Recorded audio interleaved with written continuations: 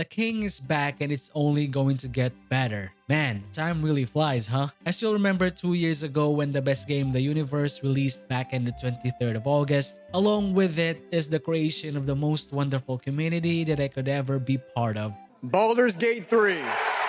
And the BAFTA goes to Baldur's Gate 3. Baldur's Gate 3. Baldur's Gate 3! All I do is win, no matter what. Oh, chills. This gaming juggernaut has even shook the whole industry with the company's success story on how Ben and his crew just showed the world that if you can only make a good and fun game, money, fame, success will definitely follow. Building a community, building a player base, building games that are actually fun is going to make you the most money. Before Baldur's Gate 3 release, people normally flock to large gaming companies who have monopoly of the space, using its large productions and AAA development. By slapping in the big publisher's name on it, they normally guarantee to somewhat of a success. While on the other hand, small indie developers are treading the thin line whether the game they make would be a somewhat of a success or break the whole company. Sadly, it was always been the little guys who get pushed aside, especially when big game devs are about to release their games. Yes, I know it has always been the case,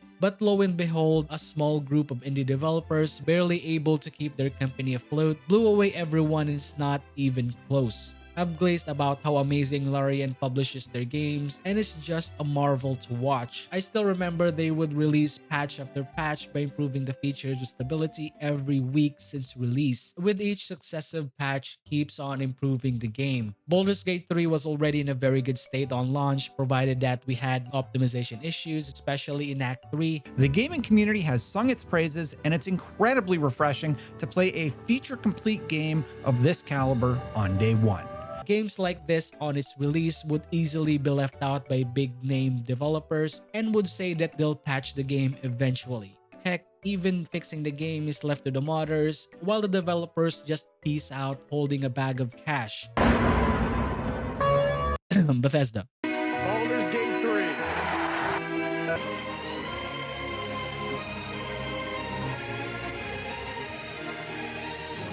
I've always said this, but it's actually really true. Baldur's Gate 3 is just built different.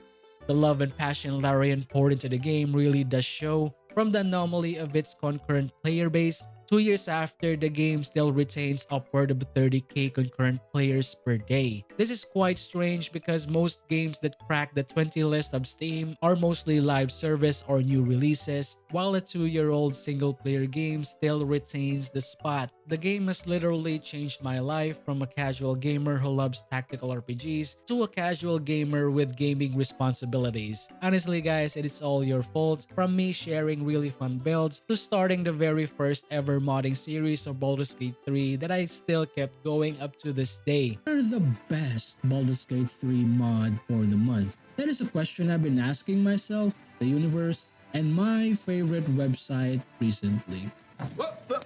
We've certainly grew from a small channel to nobody knows to a small channel some people know. There's no better community a guy could ever ask for, truly. The final patch of Baldur's Gate 3 is about to release, along with the feature of Larian promised us like crossplay and photo mode. They didn't even mention about new classes, but here we are. They'll be adding 12 new subclasses for us to play around. Man, Larian Studios is just so cool. I'm not built like other men. And I'm not subject to petty insecurity. You're a beast. I feel sorry for you. Other gaming developers, you should take note of this. This is how you release a final major update. Leave players with new features and toys while you walk off to the sunset. Even though we'll get some minor patches along the way after patch number 8, I think the game is already in good hands for another 1,000 years. This is because of the great modding scene that we've cultivated, along with some great modders and mod creators to keep the game going. Naturally, your boy will be here to cover every step of the way. So even if the game gets its final update, which is patch number 8, what's next after Baldur's Gate 3? Well, mod content will always be part of the channel, as I couldn't possibly keep you hungry modders waiting for your best mod fix, right? Something new about your boy is I'm actually trying out streaming. I've been holding it off and made a lot of excuses. Finally said that if patch number 8 releases, I'll give it a try, so here it goes. Want to check out the cool new stuff we'll get for patch number 8 on release?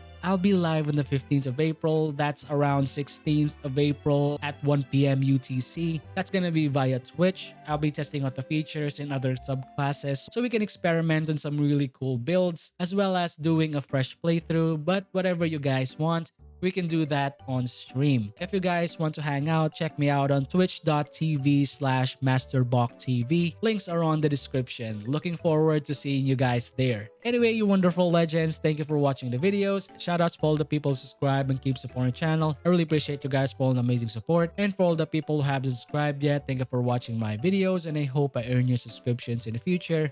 But if you earn it today, please don't hesitate to hit that subscribe button. Are you guys excited for RPG builds, news, and whatever? Just keep it here in this channel. Finally, that's it for me. Up to you soon on the next Master Box Show. Peace out. Bye, guys.